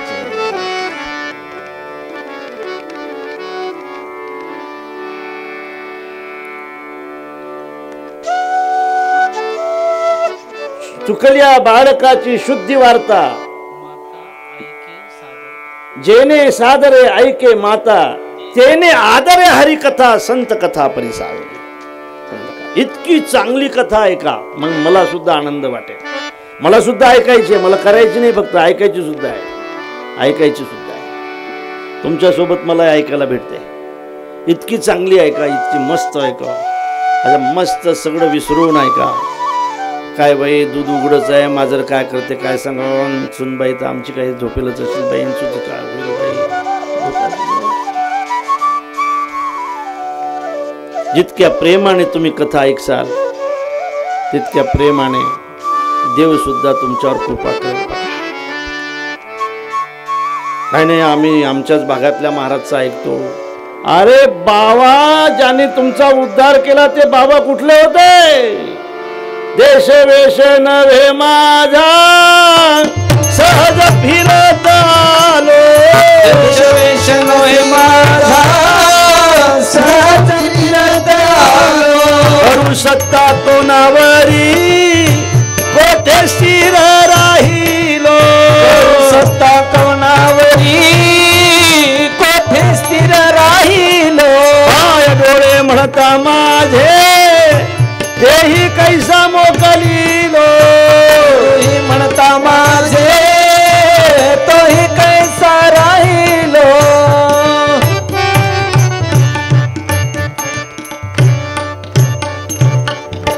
असंच ना. देश वेश नव्हे माझा, सहज फिरत आलो. करू सत्ता कोणावरी, कोठे स्थिर राहिलो. पुढे, तेही कैसा मोकळे, परदेशी नाही कोणी, सहज पांगुड झालो. आता माझी करी चिंता, दान देई भगवंता. कुठले होते बाबा माहित आहे का? तामिळनाडूतले होते. त्यांच्या गुरुजीने सांगितलं, इथं राहा दर्जे बोरगाव मध्ये, हनुमानजीचा साक्षात्कार होईल. झालाय. आता सुद्धा त्या मूर्तीकडे पाहिल्यानंतर असं वाटतंय की फक्त एकच उणीव की मूर्ती आपल्याशी बोलत नाही, इतकी सुंदर मूर्ती आहे हनुमानजीची. सज्जना कुठले साधू आहे? का घर सोडलं असेल या लोकांनी? हो, का घर सोडलं? इतके फिरत फिरत आले. तुम्हाला राव सगळे आहेत, आपल्याला सगळे मुलं बाळ आहेत, आपल्याला शेती आहे, आपल्याला यांना काहीच नव्हतं का? वयाच्या 8व्या वर्षी घर सोडून तामिळनाडूमधून जर महाराष्ट्रातल्या दर्जे बोरगावमध्ये जर येत असतील तर मला असं वाटते, साधूला देश नसतो, साधूला जात नसते, साधूला वय नसते. साधूची जातच स्वतंत्र असते, लेको स्वतंत्र असते. तर्को प्रतिष्ठो श्रुतियो विभिन्नः, नासो मुनिव्यस्य मतन्न भिन्नं. धर्मस्य तत्त्वं नियतं गुहाय, महाजनवेन गतस्य पंथा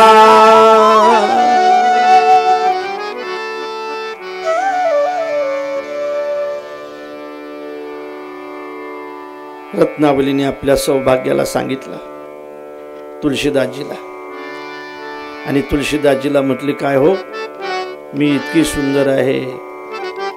ओ कितना सुंदर होगा.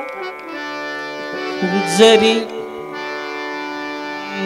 जरी की पगड़ी बांधे सुंदर आंखों वाला, जरी की पगड़ी बांधे सुंदर आंखों वाला, कितना सुंदर लागे बिहारी कितना लागे प्यारा. जरी की पगड़ी बांधे सुंदर आंखों वाला, जरी की पगड़ी बांधे सुंदर आंखों वाला, कितना सुंदर बाके बिहारी कितना लागे प्यारा, कितना सुंदर बाके बिहारी कितना लागे प्यारा. बांधे लट घुंघरा लेगा तेरे काले काले बाल, लट घुंघरा लेगा तेरे काले काले बाल. सखियां पगली होती तेरी तेरी मेरी चाल, सखियां पगली होती तेरी तेरी मेरी चाल. ये चंदा ए सावरा ओ हो, ये चंदा ए सावरा बोलो मत वाला, कितना सुंदर बाके बिहारी कितना लागे प्यारा, कितना सुंदर बाके बिहारी कितना लागे प्यारा, कितना सुंदर बाके बिहारी कितना लागे प्यारा.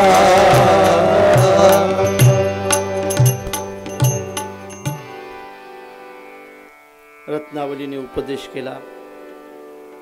तुळशीदासजीला पश्चाताप झाला. तुळशीदासजी घर सोडून निघून गेले, काशीला पोचले. तुळशीदासजीने 1630 मध्ये हनुमंतरायाच्या साक्षीने रामकथेची सुरुवात केली. 1632 मध्ये तुळशीदासजीने रामकथा पूर्ण केली. आयुष्य भेटले तुळशीदासजीला. असं म्हणताय की 1680 मध्ये तुळशीदासजीने यहलोकाची यात्रा संपवली. बघा, हे माझ्या तुळशीदासजीचं चरित्र अत्यंत थोडक्यात मी आपल्या पुढे मांडलं. तुळशीदासजीने कथा जी लिहिली ना, ती कथा लिहित असताना पहिल्याने नमन केलं. नमन करण्याची पद्धत आहे, ऋषीमुनीची पद्धत आहे. नास्तिकतेचा आरोप येऊन याच्यासाठी नमन केलं पाहिजे. आपण जे कार्य करणार आहोत ते निर्विघ्नपणे पार पडण्यासाठी नमन केलं पाहिजे. तुळशीदासजी अगोदर नमन करतात. नमन करत असताना तुळशीदासजी लिहितात, वर्णानाम अर्थ संगानाम रसानाम छंदसामपि मंगलानांच कर्तारो वंदे वाणी विनायको. आपण सुज्ञ श्रोते आहात. तुळशीदासजी रामायणातला पहिला शब्द वर्ण लिहितात. तुळशीदासजी रामायणातला शेवटचा शब्द मानव लिहितात. पाहून घ्या, यद्यंती नो मानवः. पहिला शब्द वर्ण आणि शेवटचा शब्द मानव लिहिण्याचं कारण काय? कारण असं आहे की पहिला शब्द वर्ण आहे, शेवटचा शब्द मानव आहे. त्याची संधी होते वर्ण मानव, वर्ण मानव. त्याचा अर्थ सांगू. त्याचा अर्थ असा होतो, कोण्याही वर्णाची व्यक्ती असू द्या त्याला मानव बनण्याचा अधिकार आहे. कोण्याही वर्णाची व्यक्ती असू द्या त्याला साधू बनण्याचा अधिकार आहे. वर्ण महत्वाचा नसतो, साधुत्व महत्वाचं असते. लक्षात ठेवा. वर्ण असू द्या ना, कोण्याही वर्णात मध्ये देवाने घातलंय त्या वर्णामध्ये या माझ्या दादांनो. आणि तुम्ही जर तुमची कृती चांगली असेल तर तुम्ही कोण्याही वर्णाची असला तरी लोक तुमचं दर्शन घेतल्याशिवाय राहणार नाही. लक्षात ठेवा. काय आहे तुमची जात? आमची मायाची जात शेत शेत करू बागायत शेत करू बागायत शेत वारीत करुवारायित आम्ही वारीक वारीक आम्ही वारीक वारीक करू हजामत बारीक करू हजामत बारीक करू हजामत बारीक नरहरी सोनार वेगवेगळ्या वर्णामध्ये साधू आहेत, हरी वेगवेगळ्या जातीमध्ये साधू आहेत. भजन करीतो रात्र दिवस तुझे नामाचा व्यवहार देवा तुझा मी सोनार देवा तुझा मी सोनार देवा तुझा मी सोनार रोहिदास तो चांभार रोहिदास तो चांभार त्याचा करी कारभार रोहिदास तो चांभार रोहिदास तो चांभार म्हणे गोळा कुंभार सगळ्या जणांना पांडुरंगा तुम्हा आम्हा ठावा निरंजनी माय बापा निर्गुणाचा संग धरिला जो आवडे निर्गुणाचा संग धरिला जो आवडे निर्गुणाचा संग नाम भले कैसा जातीचा मी शिंपी नाम भले कैसा जातीचा मी शिंपी उपमा जातीची देऊ नये उपमा जातीची देऊ नये उपमा जातीची देऊ नये जातीची देऊ नये जातीची देऊ नये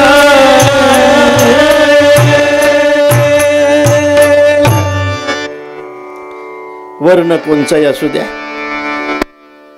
त्याला साधू होण्याचा अधिकार दिलाय. खटनट यावे शुद्ध होणे जावे दौंडी टिपिटी भावे चोखा मेळा. ज्ञानोबारायाने सांगितलं चोखोबाराया दौंडी द्या. काय सांगू, सगळ्यांनी या म्हणा, तुमचा उद्धार होऊन जाईल. आणि म्हणून खऱ्या अर्थाने सगळ्या संतांचा अधिकार एक आहे माझ्या दादांनो. आणि म्हणून रामायणातला पहिला शब्द वर्ण आहे, शेवटचा शब्द मानव आहे. संधी होते वर्ण मानव वर्ण मानव.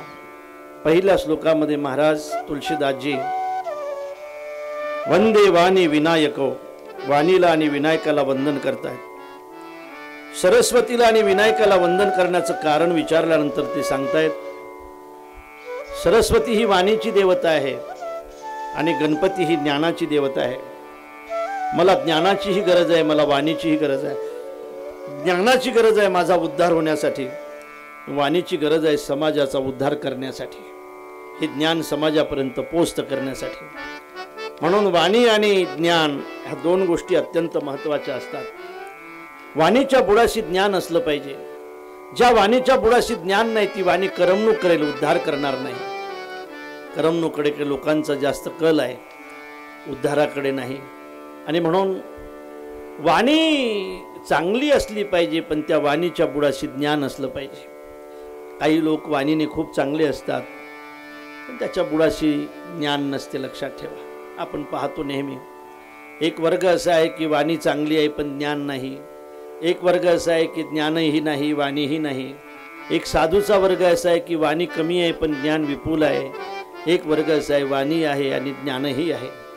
एक वर्ग असा आहे, पहा, वाणी खूप चांगली आहे, बापरे किती मस्त वाणी आहे. हे हिरो आहेत ना, हिरो हिरो माहीत आहेत ना, हिरो हिरो हिरो फार मस्त बोलत आहेत हे लोक. हो, कोण म्हणेगा करोडपती, सुंदर बोलत आहेत ती माणसं. मला असं वाटतं की त्या एखाद्या डायलॉगचा एकदा परिणाम होतो ना, माणसं विसरत नाहीत, मरेपर्यंत नाहीत विसरत, मरेपर्यंत नाही विसरत. मागच्या वर्षी पहिल्या दिवशी कोणाचं कीर्तन होतं नाही सांगता येत तुम्हाला, पण मी जर एखादं वाक्य सांगितलं तुम्ही लगेच सांगाल हे कशातलं आहे म्हणून. अरे ए सांबा, कशातलं आहे? हो, शोल्यामधला आहे, महाराजांना सुद्धा माहित आहे. वाणी सुंदर आहे पण ज्ञान कुठे आहे? ज्ञान कुठे आहे? वाणी मस्त आहे.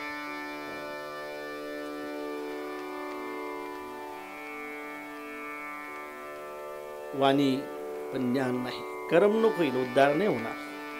करमणूक होईल, समाधान नाही भेटणार. बघा, एखादा चित्रपट पाहतो मी, करमणूक असते, समाधान नाही.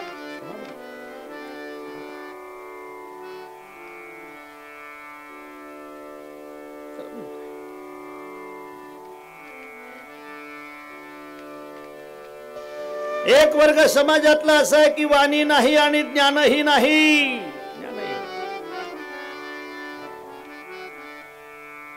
साधूचा एक वर्ग असा आहे, ज्ञानही नाही आणि वाणीही नाही. दृष्टांत घेऊन आपला वेळ घेणार नाही जास्त. असा वर्ग आहे की ज्ञानही नाही आणि वाणीही नाही. तिसरा एक वर्ग असा आहे साधूचा की वाणी कमी आहे पण ज्ञान मात्र विपुल आहे. माझ्या जनाबाईचे अभंग कमी आहेत, ज्ञान विपुल आहे. माझ्या चोखोबाचे अभंग कमी आहेत, ज्ञान मात्र विपुल आहे. अभंग कमी आहेत चोखोबाचे. विठोबाचा हार तुझ्या कंठी कैसा आला, विठोबाचा हार तुझ्या कंठी कैसा आला, विठोबाचा हार तुझ्या कंठी कैसा आला, विठोबाचा हार तुझ्या कंठी कैसा आला.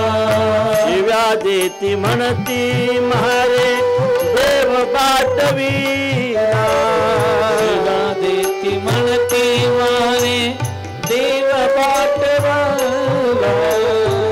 शिव्या देती म्हणती म्हारे देव पाठविला, शिव्या देती म्हणती म्हारे देव पाठविला.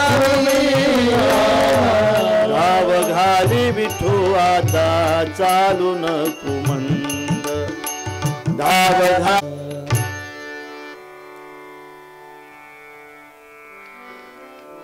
संतांची वाणी कमी आहे पण ज्ञान भरपूर आहे. ज्ञानोबारायाची वाणी ही आहे आणि ज्ञानही आहे. तुकोबाराय ज्ञानाने विपुल आहेत, वाणीने विपुल आहेत. तुलसीदासजी म्हणतात मला वाणीची आणि ज्ञानाची गरज आहे. आणि म्हणून पहिल्या श्लोकामध्ये तुलसीदासजी नमन करतात, वंदे वाणी विनायको. वाणीला आणि विनायकाला वंदन करतात. दुसऱ्या श्लोकामध्ये भवानी शंकर वंदे श्रद्धा विश्वास रूपिणो याभ्याम विना न पश्यन्ते सिद्धा स्वांतस्तमीश्वर. शिवजीला आणि भवानीला वंदना करतायत. तिसऱ्या श्लोकामध्ये वंदे बोधमयम नित्यं गुरुशंकर रूपिणं यमाश्रितो हि वक्रोपी चंद्र सर्वत्र वंद्यते. गुरुवंदना करतायत. आपल्या गुरुजीला नमस्कार करतात. गुरुजीला नमस्कार करत असताना गुरुजीला उपमा देतात. शिवजीची उपमा देत आहेत. बस या श्लोकाचा अर्थ पाहून आपण थांबणार आहोत. शिवजीची उपमा देत आहेत. शिवजीची उपमा का देत आहेत लक्षात घ्या. शिवजीची उपमा का देत आहेत? गुरुला, आपल्या गुरुजीला शिवजीची उपमा का देत आहेत? गुरुजीला शिवजीची उपमा का दिली पाहिजे? गुरुर ब्रह्मा गुरुर विष्णू गुरु देवो महेश्वरः. गुरु साक्षात परब्रह्म तस्मै श्री गुरवे नमः. गुरुजीला शिवजीची उपमा का दिली पाहिजे असा जर आपला प्रश्न असेल तर तुलसीदासजी त्याचं उत्तर असं देतात की गुरुजी काय करतात, शिवजी काय करतात. शिवजीचा अलंकार आहे, शिवजीचा पोशाख आहे. त्या पोशाखामध्ये चंद्र सुद्धा आहे. डोक्यावर चंद्र लावलेला आहे शिवजीने. शिवजीच्या डोक्यावर चंद्र आहे. यमाश्रितो हि वक्रोपी चंद्र चंद्र सर्वत्र वंद्यते. मी आपल्याला विचारतो, शिवजीच्या डोक्यावर जो चंद्र आहे तो पौर्णिमेचा आहे का अमावस्येचा आहे? पौर्णिमेचा का अमावस्येचा? हो, अमावस्येचा आहे काका. पौर्णिमेचा नाही तो चंद्र. कोणचा आहे? अमावस्येचा. कोणचा आहे? अरे सांगा ना. तर मी सांगितल्यावर तर सांगा. अमावस्येचा. अमावस्येचा. अमावस्येला चंद्र असतो का इकडे? अमावशेला प्रतिपदेला हा आता आली ठिकाणावर. शिवजीच्या डोक्यावर जो चंद्र आहे तो पूर्ण चंद्र नाही, तो वक्र चंद्र आहे. तो द्वितीयेचा किंवा चतुर्थीचा चंद्र आहे. अरे पूर्ण चंद्राला कोणी आधार देईल राजा? मोठ्या माणसाला कोणी आधार देईल? मोठ्या माणसाला कोणी आधार देईल? समाजातल्या लहान माणसाला जो आधार देतो ना तो खरा मोठा असतो. लक्षात ठेवा. ज्याच्याजवळ फक्त श्रीमंताचाच आधार असेल, सन्मान असेल, तो श्रीमंत कसा असेल? जो गरिबासाठी कामा पडत असेल तो खरा श्रीमंत असेल.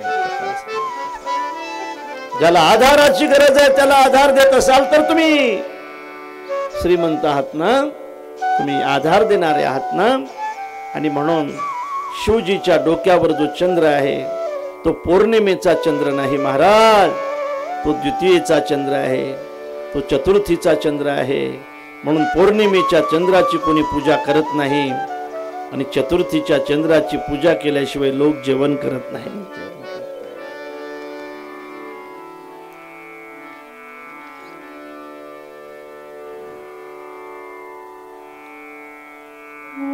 जीवन कसंही असू द्या, साधूचा आधार घ्या. साधू तुम्हाला पूजनीय बनवल्याशिवाय राहणार नाही. अरे गावाचं जीवन कुठलं होतं? रोज पुरणाची पोळी खायला पाहिजे होती, नाही देऊ शकत नव्हती म्हणून नाथबाबाच्या घरी आणलं होतं त्याला. नाथबाबाने ठेवून घेतलं पुरणाची पोळी खाता खाता. काय येत होतं गावबाला? पण माझ्या नाथबाबाची कृपा झाली आणि अर्ध रामायण हरिपंडिताला नाही गावबाला लिहायला सांगितलं. आपलं जीवन कसंही असू द्या माझ्या दादानो, साधूच्या संगतीने जा. साधू तुमचा उद्धार केल्याशिवाय राहणार नाही. लक्षात ठेवा. असू द्या, असू द्या. मी तर सांगेल तुम्ही वैतागाने एखाद्या दिंडीमध्ये सामील व्हा. वैतागाने पोरग बोलते महाराज, पोराचं बोलणं सहन होते हो, पोरग आहे ते, पण सून सुद्धा टच टच बोलते. पा आमचं पोरग काहीच म्हणत नाही हो महाराज तिला. आपण कोणाचं ऐकून घेतलं नाही. पहा इतका तापड स्वभाव आपला, पण सून लयच टाकून बोलते राव महाराज. म्हणून दिंडीत आलो. वैतागाने तुम्ही दिंडीत जा. एकादशी धरलेली नसू द्या, सप्त्याला गेलेले नसू द्या, तुम्ही सगळ्या कीर्तनकाराची हजामत केलेले असू द्या, गावामध्ये केवढाही मोठा सप्ताह असला तरी तुम्ही वर्गणी दिलेले नसू द्या, आणि बोललंय कोणीतरी घरात म्हणून एखाद्या दिंडीमध्ये सामील व्हा. जाऊ द्या 8-10 दिवस, तुमची ओळख होऊ द्या, आणि एखाद्या आमच्या विनेकऱ्याला ताप येऊ द्या, आणि त्या विनेकऱ्याचा फेटा तुमच्या डोक्यावर बांधू द्या, तुमच्या गळ्यामध्ये विना अडकू द्या. घरी लेको तुमच्याची धड कोणी बोलणार नाही, पण माझ्या ज्ञानोबा तुकोबारायचा विना जर तुमच्या गळ्यात आला ना तर लोक तुमचे पाय धुवून तीर्थ घेतल्याशिवाय राहणार नाहीत. लक्षात ठेवा.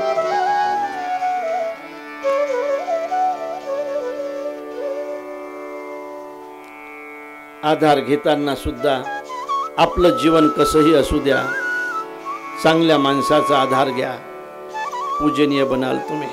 कोण आम्ही महाराज? कोण आम्ही? 7वा वर्ग नापास असलेले आम्ही. 7वा वर्ग नापास. कुठंच जमत नव्हतं म्हणून वडिलांनी इकडे पाठवलं. मला आवडच होती म्हणा. आलोय आम्ही शेगावला, गेलोय आळंदीला, अजान वृक्षाखाली 108 पारायणे केलेत, आणि झालोय मग चालू.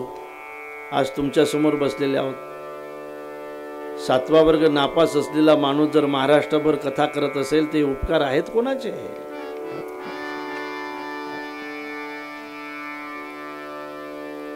धरती जहाती संत कृपावंत. धरती जहाती संत कृपावंत. धरती जहाती संत कृपावंत. पाडी पंढरीनाथ लळा त्यांचा घरती जहासी संत कृपावंत पाळी पंढरीनाथ लळा त्यांचा पाडी पंढरीनाथ लळा त्यांचा पाळी पंढरीनाथ लळा त्यांचा धरती जहाती धरती जाती संत कृपावंत धरती जाती धरती जाती संत कृपावंत संत कृपावंत संत कृपावंत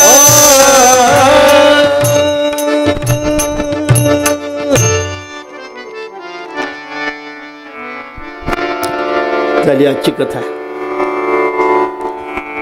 संतांजवळ सदा फक्त अत्यंत सर्व भावाने प्रेमाने तुम्ही जा. संत तुम्हाला आधार दिल्याशिवाय राहणार नाहीत.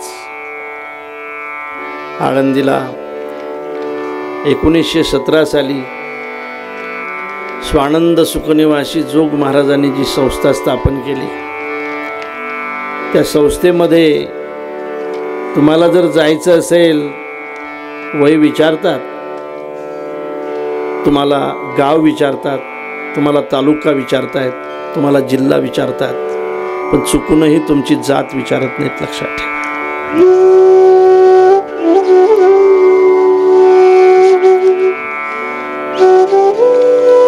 परमार्थ करण्यासाठी फक्त पश्चाताप होणं महत्वाचं आहे. परमार्थासाठी कोणचंही वय असू द्या, तुम्ही परमार्थ करू शकता, तुम्ही भजन करू शकता.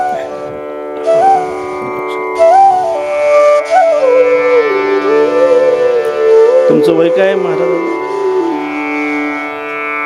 हा 55. तुमचं किती आहे हो?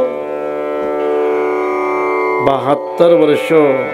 बापरे, वय वर्ष 72. काका तुमचं 90. बापरे, 90. 90 वर्ष.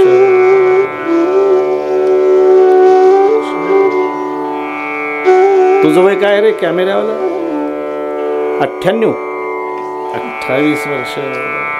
तुझं रे 23. झालंय का? झालंय जेवण? तुझं रे नाही झालं जेवण? झालं नाही? मग कसं काय? काय म्हणलं नाही? काय म्हटलं तू? मग झालंय का म्हटलं, बरं नाही म्हटलं म्हणजे किती डोक्यात तेच आहे वाटते सारखं.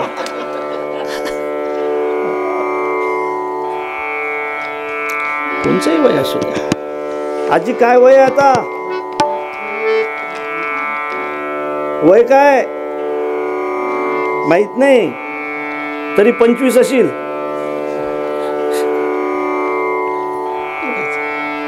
या ठिकाणी कोणचंही वय घेऊन तुम्ही बसू शकता. कोणत्याही वयाला या ठिकाणी बसण्याचा अधिकार आहे. लक्षात ठेवा. कोणचंही वय सुद्धा. ना उम्र की सीमा हो, ना जन्म का हो बंधन, जब प्यार करे कोई तो मन पाहिजे फक्त मन. वय कायचंही चालतंय. नहीं रीत सजाओ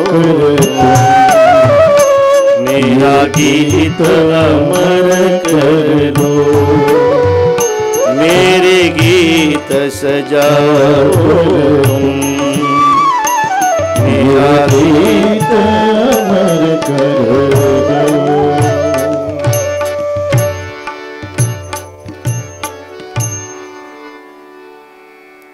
ना उम्र की सीमा हो, ना जन्म का हो बंधन, हो प्यार करे कोई तो देखे केवल गीत सजाओ मेरा गीत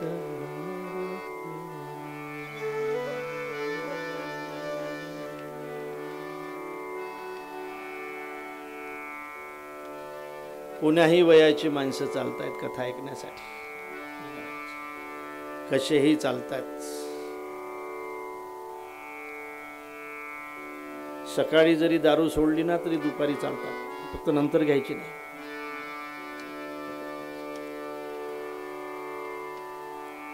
आणि मग प्यायचीच नाही असं ठरवून जे आले ना ते मग थोडे पिऊन आले तरी चालतात.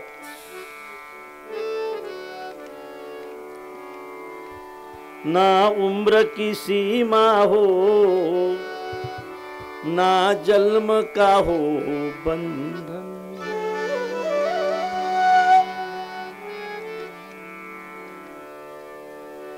यमाश्रितो हि वक्रोपी चंद्र सर्वत्र वंद्यते. वक्रचंद्राने शिवजीचा आधार जर घेतला नसताना तर कुठं वक्रचंद्राला महत्व आलं असतं दादा.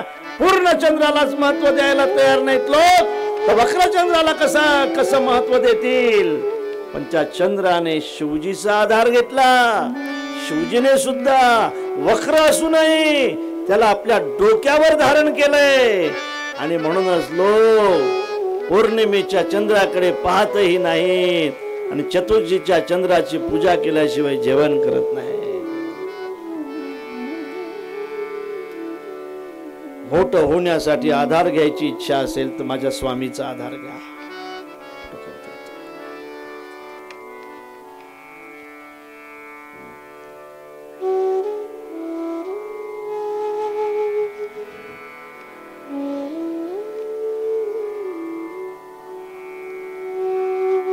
मोठं कशाला म्हणतात हे समजून घेणंही महत्वाचं असेल, ते समजून घ्या.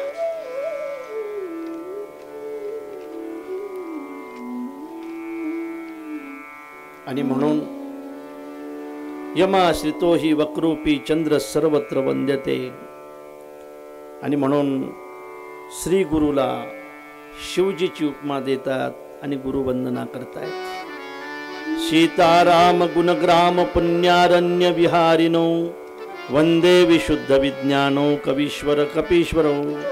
कवीश्वर वाल्मिकजीला, कपीश्वर हनुमानजीला वंदना करतायत. उद्भव स्थिती संहार कारिणी क्लेशहारिणी सर्वश्रेयस्करी सीता न तोहम राम वल्लभा. जगज्जननी जानकीला वंदना करतात, श्रीहरीला वंदना करतात. आणि शेवटी 7व्या श्लोकामध्ये तुळशीदासजी आपलं मनोगत प्रकट करतात. तुळशीदासजींना विचारलं, तुळशीदासजी तुम्ही ही कथा कशासाठी करता? अगोदर तर कथा केलेलीच आहे, तुम्ही कशासाठी पुन्हा ही कथा करताय? पुन्हा कशासाठी तुम्ही कीर्तन करताय? तुम्ही कशासाठी भजन करताय? तुम्ही कशासाठी सप्ताह करताय? तुम्ही कशासाठी एवढा मोठा खर्च करता? त्याचं उत्तर तुळशीदासजी देतात. नाना पुराण निगमागम संभवन यत् रामायणे निगदितं क्वचिदन्यतोपि स्वांत सुखाय तुलसी रघुनाथ गाथा भाषा निबंध मति मंजुल मातनोती. कशासाठी करताय? त्यांनी सांगितलंय स्वांत सुखाय तुलसी. मी माझ्या सुखासाठी करतोय, सुखासाठी करतोय. मी माझ्या आनंदासाठी भजन करतो. मी माझ्या सुखासाठी स्वामींची सेवा करतो.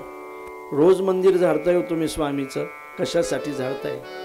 लोकांनी माझा सन्मान केला पाहिजे याच्यासाठी नाही, मी माझ्या उद्धारासाठी झाडताय. बापरे, स्वयंपाकाचं सगळं तुम्हीच पाहताय, कशासाठी? म्हटले बस मला याच्यात समाधान मिळते म्हणून पाहताय. तुम्ही ही सगळी व्यवस्था पाहताय कशासाठी? समाधानासाठी. बापरे, पुढच्या वर्षाची व्यवस्था सुद्धा आतापासून चालू आहे. शताब्दीची आहे ना, आतापासून चालू आहे शताब्दीची व्यवस्था. कशासाठी? स्वांत सुखाय तुलसी.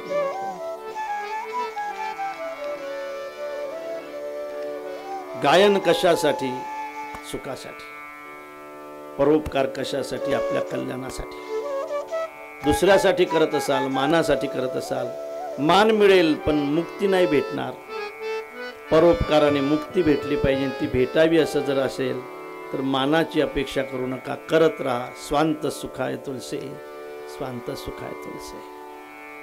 म्हणून जी कथा करायची आहे, कीर्तन करायचं आहे, जे काही चांगलं काम करायचं आहे ते आपल्या कल्याणासाठी करायचं आहे, नाही तर देवासाठी करायचं आहे. दादांनो, समाजासाठी करू नका. जो समाज तुमचा आज कौतुक करतो ना, तो समाज तुमचा अपमान करायला सुद्धा तयार असतो, लक्षात ठेवा.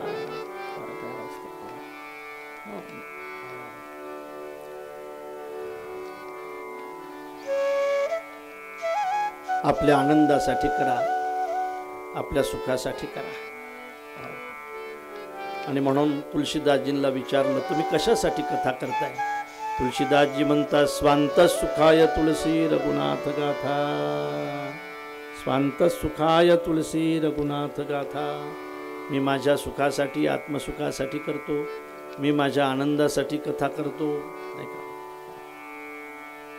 अनंताची डोही आनंद तरंग, आनंदाचे डोही आनंद तरंग, आनंदाचे डोही आनंद तरंग, आनंदाची अंग, आनंदाची अंग, आनंदाचे आनंदाचे डोही आनंद तरंग.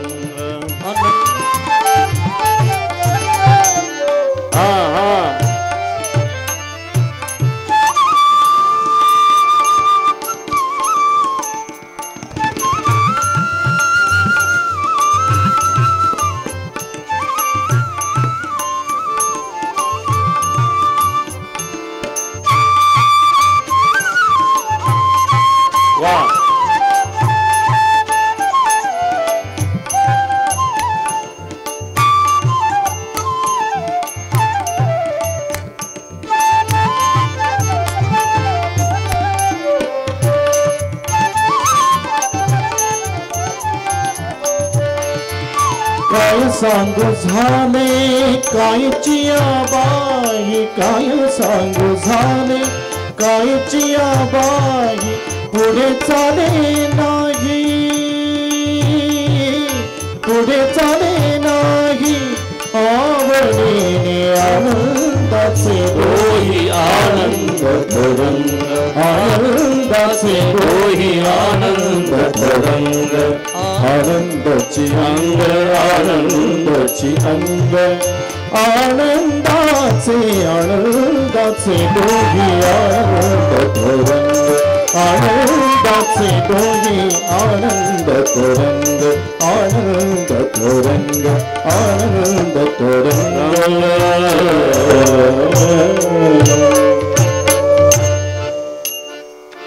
कशासाठी कथा, कशासाठी कीर्तन, कशासाठी ही सगळी स्वामींची सेवा, कशासाठी मंडप झाडून काढताय, कशासाठी पंक्ता? स्वांत सुखाय तुलसी. आपल्या आनंदासाठी हे सगळं करायचं आहे, असा तुलसीदासजीचा संदेश 7व्या श्लोकामध्ये आपल्याला भेटलाय. आता बघा, तुलसीदासजी आपल्याला शिव पार्वतीच्या विवाहाची कथा सांगणार आहे. शिव पार्वतीच्या विवाहाची कथा तुलसीदासजी आपल्याला सांगणार आहे, पण ते आज सांगणार नाही, ते उद्या सांगणार आहे. आजची कथा विराम घेते, उद्या भेटूया दुपारी 2 वाजता. आपण एक कथेचा संदेश देत असतो. पहा, संदेश असा आहे, तुम्हाला कोणाचं चांगलं करता येत नसेल तर करू नका, पण वाईट करू नका. वाईट कशाला करता? कशाला वाईट करता? पण तुमच्या वाईट केल्याने काही वाईट होत असते का लोकांचं? वाईट केल्याने, शाप दिल्याने जर माणसं मेले असते ना, हे जात काय थोडे शाप देते काय भांडणामध्ये? मुळं जाईल, तुला पचा फण्याचा डसी, तुला मुळं जाईल असं म्हणते ना.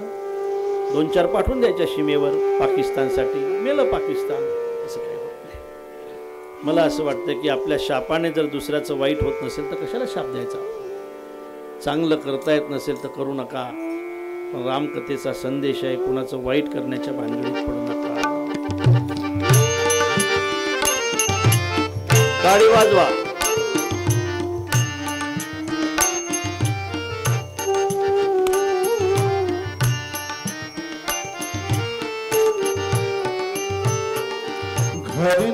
आरती वाले चला, आरती करणारे चला, आरतीचे यजमान चला, यजमान, आरतीचे यजमान. पर हम यजमान आरती चला तो हार नमक लगा देना।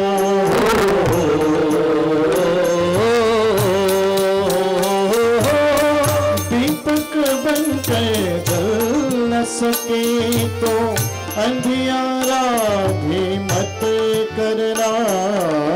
पुष्प नहीं बन सकते तो तुम काटे बन कर मत रहना, काटे बन कर मत रहना। भला किसी का कर न सके तो बुरा किसी का मत करना। पुष्प नहीं बन सकते तो तुम काटे बन कर मत रहना, काटे बन कर मत रहना, काटे बन कर मत रहना।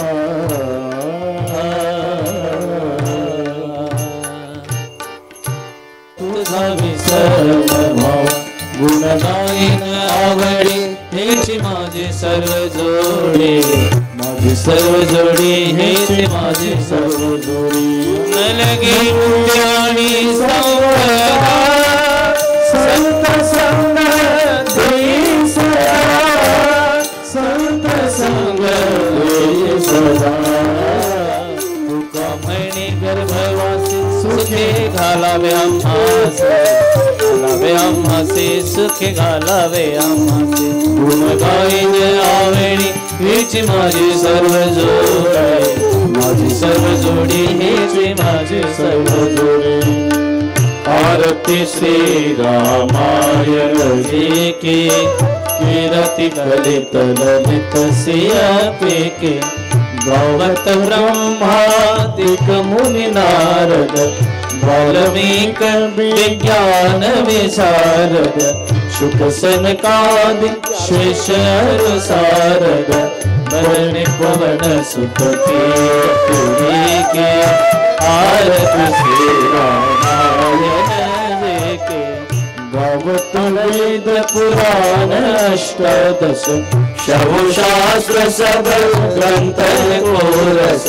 मुनि जन धन संतन को सरबस, सार अंश सम्मत सब ही के। आरती श्री रामायण जी की। गावत संतत शंभु भवानी, अवगत संभव मुनि विज्ञानी। यस आदि करे ब्रज बखाने, काकव शुंडी गरुड़ पुरी के। आरती श्री रामायण जी के। परिमल धरणी विषय रस फेके, सुभग सिंगार मुक्ति युवती की। दर्द रोग भव मुरियामी की। तात मात्र सब विधि तुलसी की। आरती श्री रामायण जी की।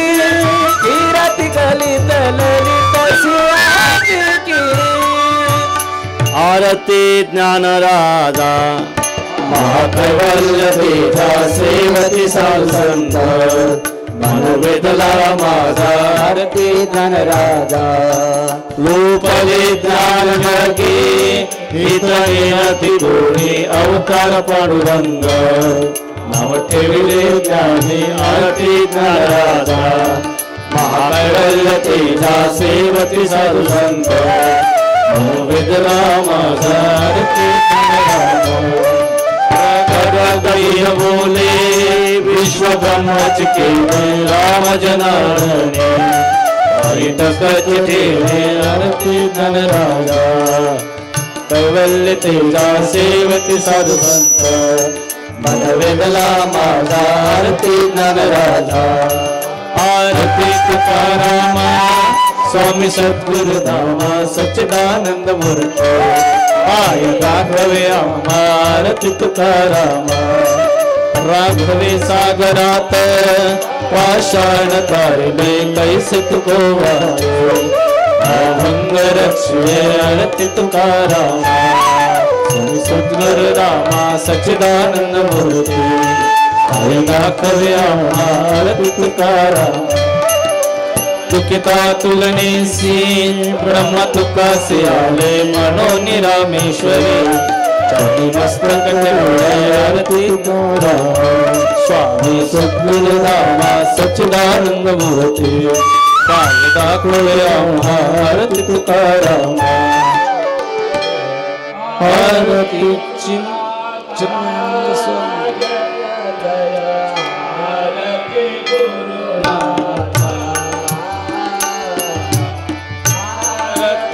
गुरुनाथा जय जय आरती गुरुनाथा